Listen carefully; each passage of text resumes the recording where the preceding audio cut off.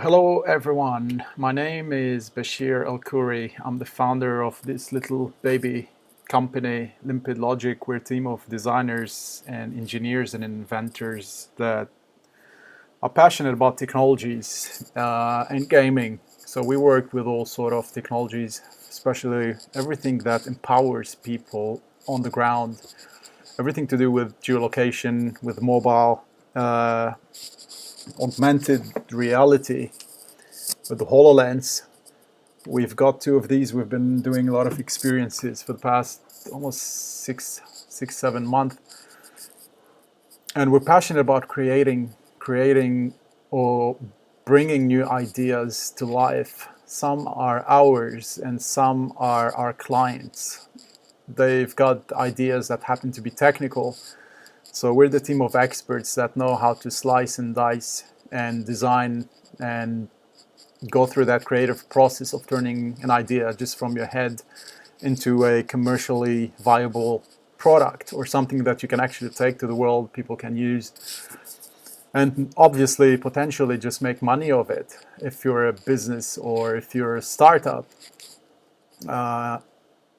that's what we do.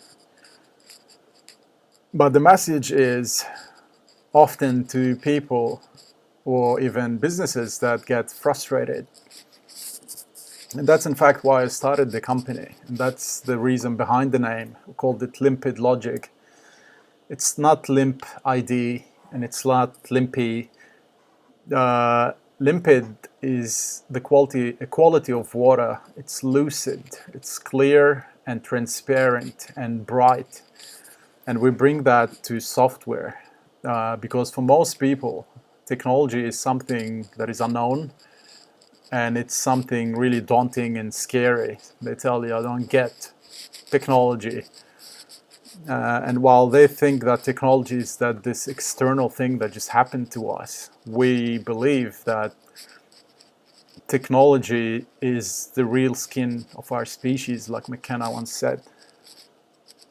And it's just an extension of humanity, and we created it for a reason we won't get into now, but we've got our philosophy about it.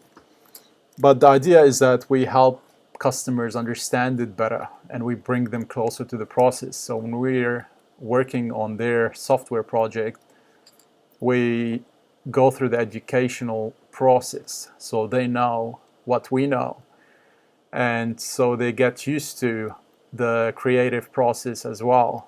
For most people, even customers, they're so used to buying stuff and having it ready right now. And especially if they're not creative and they haven't been through the pain of bringing something to life,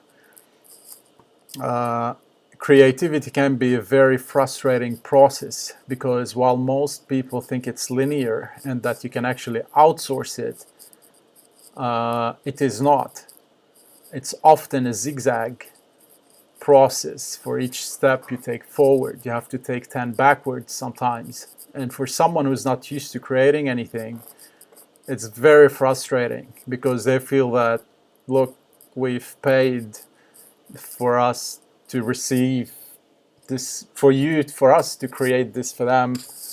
And when they don't get it on time, or when we start to go through the creative process of the zigzag, they start to get frustrated, because for the first time we're dragging them along with us. And that's, for me, very important, because what's most important in creating their idea is not the outcome all the time, although we do focus on the best outcome possible.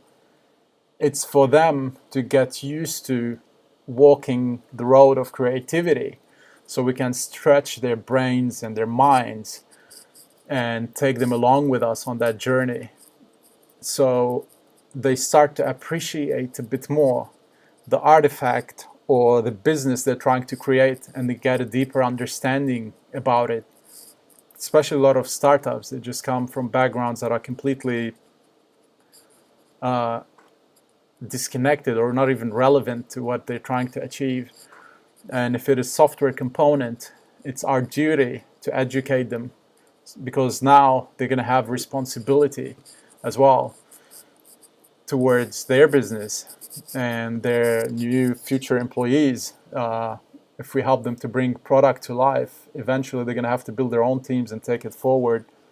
They need to understand what software is, what the creative process is, and all the frustrations the development team goes through.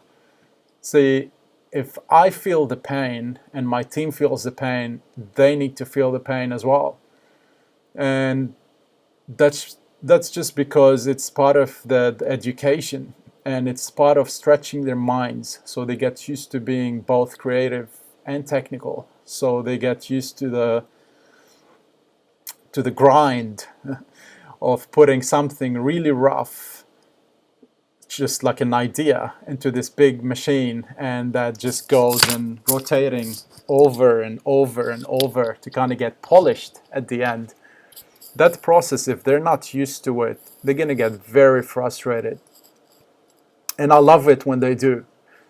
I love it when they do, because that's how you know they're being stretched and they're being educated and their eyes opening for the first time into a world they had no idea about. So that's what we pride ourselves on, and that's why I bring customers in. I know how to deal with their emotions. Well, we got better. And most importantly, they finally appreciate how much work and hard work and a lot of thinking and creativity and love goes into the product we produce to them. It's no longer a pizza shop that you just pay for it and it gets delivered to your door.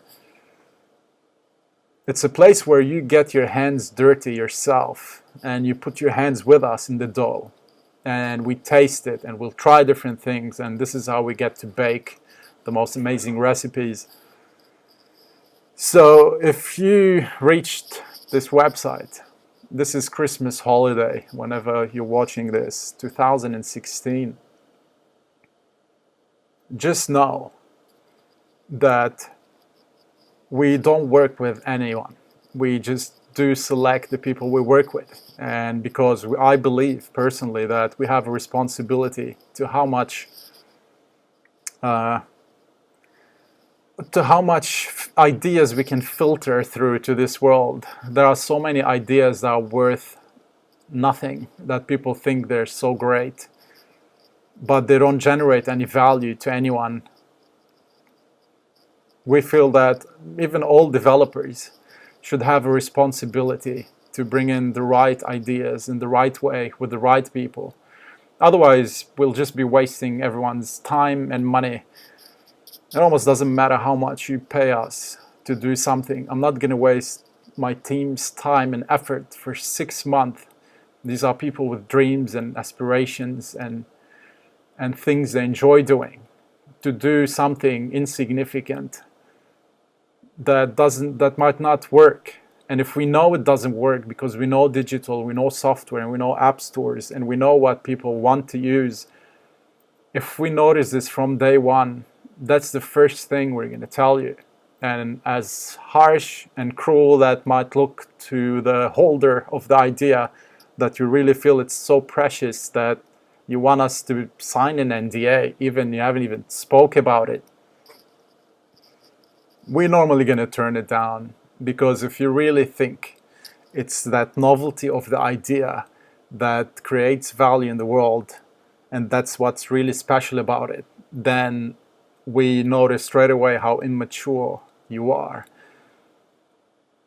So don't be too precious about the idea, because it's the execution that matters. And execution is hard, and execution goes a long way, and execution is painful, and it's costly, and it's your job or duty to figure out how to provide, whether for the team that's going to bring it to life or for your business, to see how can I make this happen, rather than pointing fingers or thinking, oh, I'll outsource the idea to someone else and they're going to wave their magic stick or get their whatever overseas team to kind of be working while you're on a holiday. It's like, oh look, I'm an entrepreneur. Don't fool yourself. You have to work hard, you have to do your research, and you have to be on top of things. If you're building a business that happens to be in software, even if it's a mobile app or a game or whatever it is, it happens to be software. You need to understand the basics and fundamentals of building such a thing. And you have to get closer to the development team, because these are the guys that are walking. They're going to take you through these mountains that you've never walked through before. So don't feel too bad when you actually outsource the problem, thinking you're saving a lot of money and taking it overseas and get whatever overseas company to develop that for you. Pick a team where you can walk through the doors and sit through the nights, and you be willing to sit overnight with them as they're building that craft, and while you're listening and learning to kind of get better at what you're trying to achieve. So that's my really message. And for all of you who've got ideas in 2017, don't get too precious about the idea. Do your research. If you've got an idea today about whatever you think about, there's at least thousands of other people that've got that idea. And I believe that the universe works not within us, but through us. That's what Khalil Gibran once said. He's an old author. So as if the universe picks, there's an idea that needs to come out at a certain time, and it picks the right people to come through. And if you don't bring it to life at the right time, he's going to take it and channel it through someone else, and they will be building it. And because the idea wants to come out, and it will come out, it's through persistence and hard work and the right mindset that it's going to come out. So keep dreaming, keep thinking, but just connect with people and ask questions and keep learning, and just be willing to walk the hard walk when it comes to developing your idea. Don't think that you're the genius, you created, you thought of something. At the same time, there's a billion geniuses with that same exact idea, and they might be actually ahead of you. So keep dreaming, do a lot of research about ideas, and I encourage you that if you have an idea that never left you, and it's been months or years even, that really feels that needs to come out, and you've done your research and you're really confident you want to build it, just get in touch. We're always here. And reach out to people, bounce it off as many brains as possible, talk to your friends, and just get it out. Just do it. Everyone else is. And you might be at a job you hate. This could be your exit. I know most of you are. Just keep dreaming and keep doing. That's my advice this Christmas. So enjoy the holidays, and hopefully we'll get to do more of these talks soon. Thank you.